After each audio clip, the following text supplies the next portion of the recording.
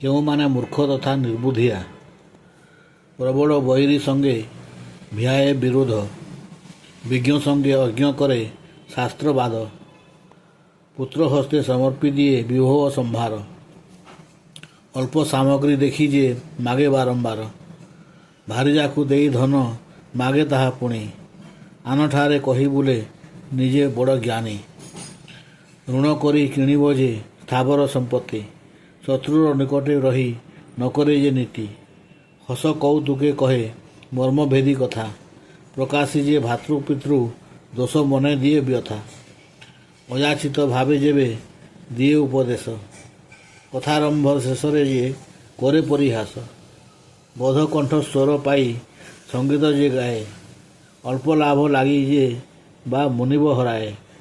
ସଭାରେ ବସି ଯେ ସଭା ନ ଶୁରୁଣୁ ଉଠେ, ଏମାନେ ମୂର୍ଖରେ ଗଣା ରହିଅଛି ପାଠେ,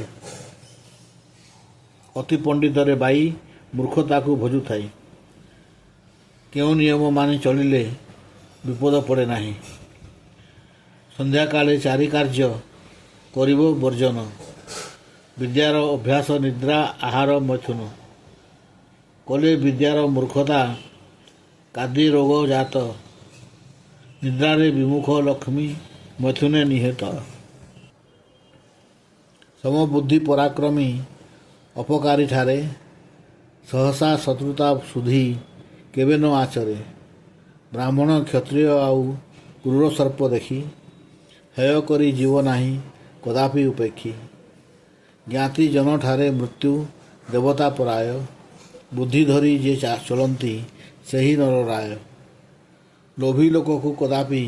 ନ ରଖିବ ପାଶେ, ରଖିଲେ ତା ଲାଗି ଦିନେ ଯିବ କାଳ ପାଶେ, ଦିବସେ ଆଲସ୍ୟ ବସେ କେବେ ନ ଶୋଇବ, ପର ଅନିଷ୍ଟ ବିଚାରି ମିଛ ନ କହିବ, ପରକାଶୀ ପରନିନ୍ଦା ଆପଣା ସୁଜସ, କେଉଁଠାରେ କେବେ ହେଲେ ନକର ପ୍ରକାଶ, ପ୍ରାଣ ଯିବା ଭଳି ଆସି ବିପଦ ପଡ଼ିଲେ, ଯେକୌଣସି ପନ୍ଥା ଧରି ବଞ୍ଚିଯିବ ଭଲେ, ଦେହ ଥିଲେ ସୁଖ ଦୁଃଖ ଫଳଟି ଫଳିବ, ତେଣୁ ସମ୍ପଦ ବିପଦେ ଥିଲେ ନ ଟଳିବ, ନ ରହିବ ରାତ୍ର କାଳେ ଦେଉଳେ ଶ୍ମଶାନେ, ଶିଶୁ ଶାଳୀ ବଧ ଭୂମି ବନ ଉପବନେ, ତେଜିବ ସଜନ ସଙ୍ଗେ ବିରୁଦ୍ଧାଚରଣ, ନିକୃଷ୍ଟ ଲୋକର ନ କରିବ ଉପାସନ, ଦେଖାଇବ ନାହିଁ ତାକୁ ଅକାରଣ ଭୟ, କରିବ ନାହିଁ କପଟି ସହିତ ପ୍ରଣୟ, ଆନଜନ ଦୋଷ ଅବା ଗୋପନ ରହସ୍ୟ, ସବୁ କ୍ଷେତ୍ରେ ନ କରିବ ଲୋକରେ ପ୍ରକାଶ।